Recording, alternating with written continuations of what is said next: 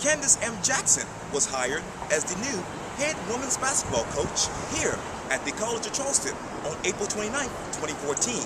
And in this special edition of Quintin's Close-Ups, I sit down exclusively with her one-on-one. It's been a while since I've actually seen you and Adria Crawford on King Street. Yes. That was a few months ago. Tell me, as we sit here right now, how are you? I'm doing well. Yes. I'm doing very well, thank you. Let me begin with the obvious. CFC.sports.com actually had an article on its website on September 2nd, and it said the following, quote, "At long last, the college has a clear picture of the 2015-16 campaign after the Colonial Athletic Association, CAA, announced the women's basketball conference schedule for the coming season today.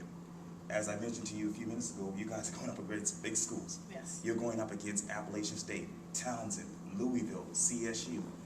Tell me, what do you see in that clear picture?" I think putting together a schedule is almost, you have to be very strategic. And as I looked at our non-conference schedule and the teams that were playing, we wanted to make sure that they were competitive, Sure.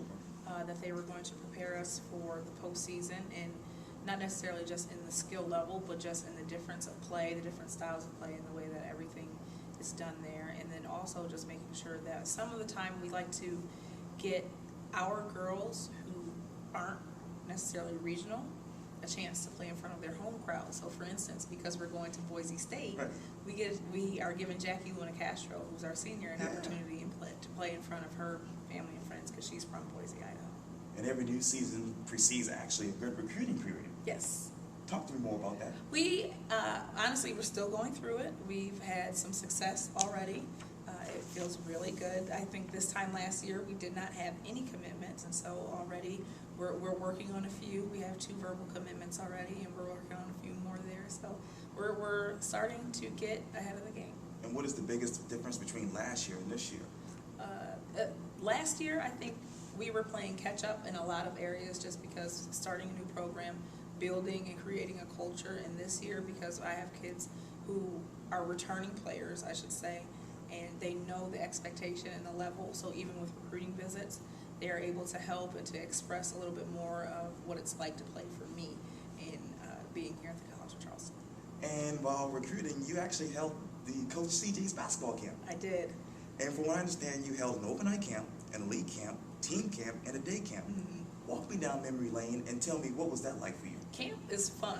That's probably one of my most enjoyable times of the year. It's a time in June where people have kind of taken a break from basketball because the season ended in March. Right. It gives young ladies the opportunity to finish up in school and then immediately come over to the college campus and get a chance to meet our players, to meet the coaches, to see campus and to hang out, and also to learn and have fun. We really enjoy doing camp. That's probably one of my favorite things to do as a coach. That's awesome. Speaking of June, let's talk about June 17, 2015.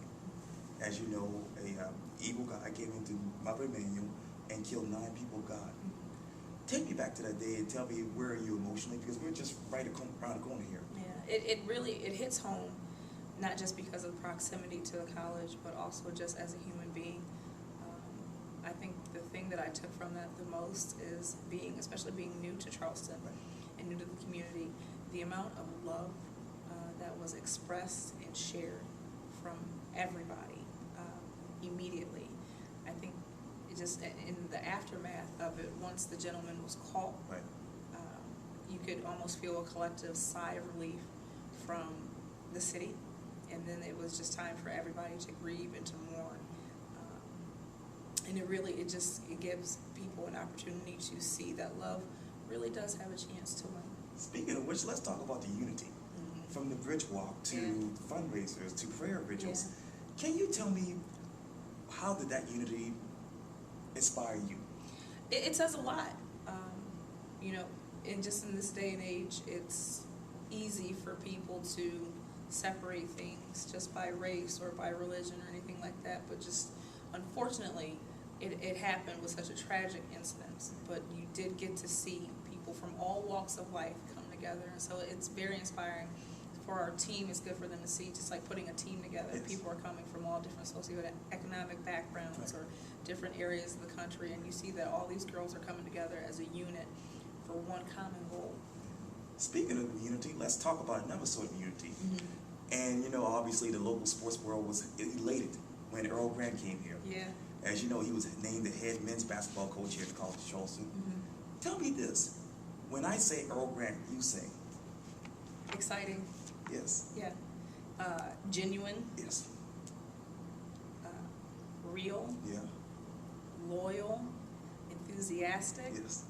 A mentor, a leader. I could go on and on talking about Earl. Earl has really embodied what young men really should look up to. He's a husband, he's a father, he is a coach, he is somebody that really encompasses everything that young people should strive to be. And being here for the year with him and seeing how his first season went, and it wasn't necessarily the best, but he handled it with such grace. He did. And he has moved forward. He has a great recruiting class coming in. I see all the work that his team is putting in the off season, over the summer, and now here in the preseason.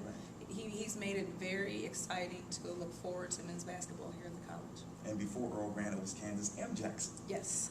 And let's talk about that day, April 29, 2014. Yeah. You know, A.D. Joe House said this about you, quote, Candice just blew everyone on the committee away during the interview process.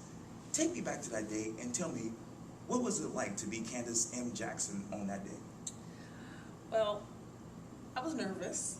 I will say that. But during the interview process, as the committee and I got to talking just about the goals and the vision of the program and what I could help bring to the college, it just naturally fit.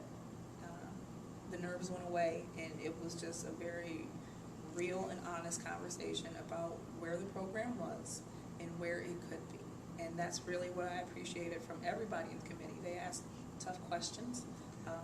Obviously, I answered them pretty well. But it was just eye-opening on that interview, because it seems that there is, if you want to talk about unity, there was a unified, I guess, expression for everybody to get the school where it needed to be. And obviously you took over for Natasha there. I did. Obviously she went over to Georgetown for a bigger job there. And I understand that you actually consulted her before you took this particular job. I did. Natasha and I've known her for a very long time. And when she decided to take the job at Georgetown, and this came open, I had expressed some interest to her.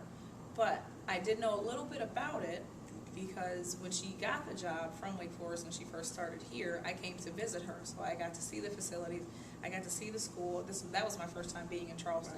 And so just seeing everything that she had here, and seeing the vision that she had, and we kind of shared the same thing, and seeing how you really could get it done here, I was very happy for her when she got the job here, and then very happy for her when she moved on to Georgetown, because obviously that gave me an opportunity to step into her footsteps. And you told the Post Inquirer this back in 2014, quote, she did a great job, and you want to continue that, but you said it will be an extension of what Natasha has done here. Yeah. So a year later, what have you extended so far? I would say really just building the culture. I mean, our styles of coaching, I would say, are a little bit different, just because of where I come versus where she's come from.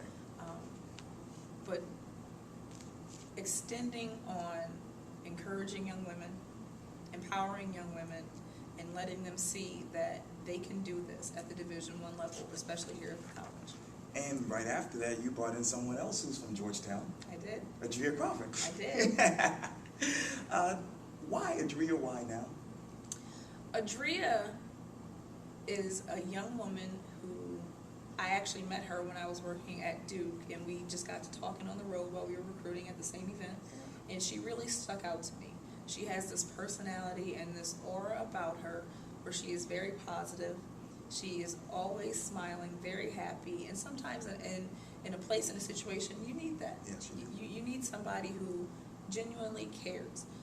Coach Crawford brings such a spirit to the program and to the young ladies, not even just the kids that she coaches in her position, but just to everybody. And so it was automatically a good fit for Coach Crawford to be with us and for us to help her as she moves forward in her career. Speaking of which, describe to me Duke in one word.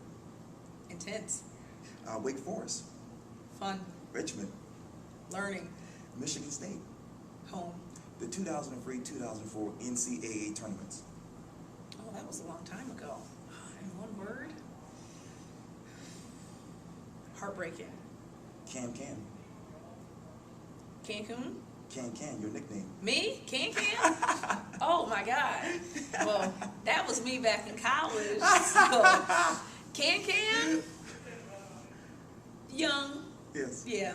Langsing, Love it. your future. Bright. Well, Coach Candice M. Jackson, thank you so much for your time. Thank you. I I really appreciate appreciate it. Anytime.